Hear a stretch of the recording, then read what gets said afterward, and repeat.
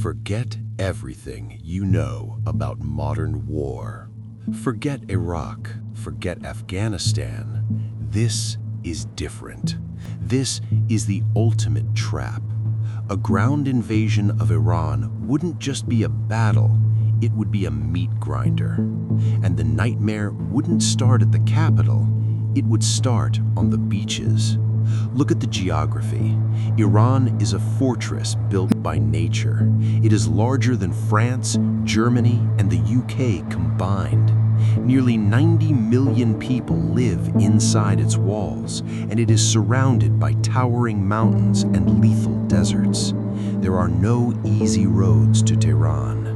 If American boots hit the ground, they are immediately funneled into kill zones, narrow mountain passes, brutal choke points. The speed and armor of the US military suddenly mean nothing. Tanks cannot climb cliffs. Mechanized infantry cannot outrun a landslide. The terrain itself is the first enemy. And the Iranians are waiting. They have spent 40 years preparing for this exact day. They will not fight the Americans head-on. That is suicide. They will use the swarm. Before the first Marine steps off a landing craft, the sky goes dark.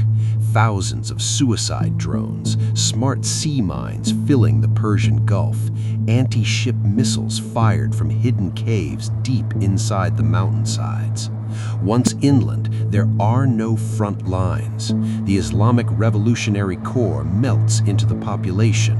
The Basij militia, millions strong, mobilizes in every city, every village. Every street corner becomes an ambush. Every civilian vehicle is a potential threat.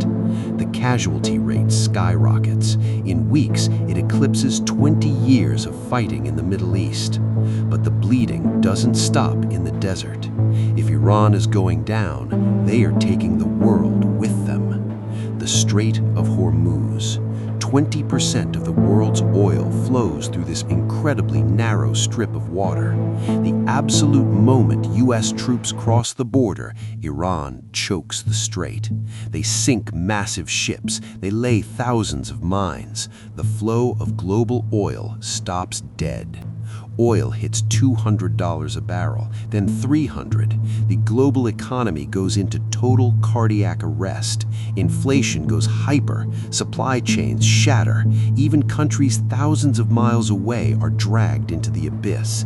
It is mutually assured economic destruction. And America wouldn't just be fighting Iran. The moment the United States is bogged down in the mountains, the sleeping giants wake up. Russia and China are watching. They would not send their own troops. They wouldn't need to. They would quietly funnel advanced weapons, satellite intelligence, and billions of dollars directly to the Iranian resistance. Their goal wouldn't be to save the regime. Their goal would be to bleed the United States dry, to turn the Iranian desert into America's graveyard. Every destroyed US tank, every downed helicopter weakens America's grip on the rest of the world. Now imagine the impossible. Imagine the United States actually wins. The regime falls. Tehran is captured. The American flag is raised. That is when the real horror begins. Because you just shattered a highly militarized nation of 90 million people. What replaces the government? Nothing. A terrifying, absolute power vacuum. Warlords rise up. Splinter groups of the Revolutionary Guard seize control of entire provinces. A brutal civil war erupts in the shadow of the American occupation. But here's the detail that keeps intelligence directors awake at night. Iran has advanced ballistic missile factories. They have fleets of weaponized drones, and they have nuclear material. In a lawless, fractured, burning state, who secures the uranium? Who gets the keys to the underground bunkers? A ground invasion is not a strategy. It is a trap. It is a multi-trillion-dollar quagmire that would break the American military and bankrupt the global economy. That is exactly why the skies are currently full of stealth bombers. That is why the war remains in the shadows, fought with cyber attacks and precision strikes, because putting boots on the ground is the end of the world as we know it. The Pentagon knows this, Tehran knows this, but in the fog of war, red lines get crossed. Do you think a ground war is inevitable, or will the standoff remain in the skies? Let me know down in the comments. I read every single one. The geopolitical chessboard is shifting every single day. Hit subscribe, turn on the bell, because you need to know what happens when the next piece moves. I'll see you in the next briefing.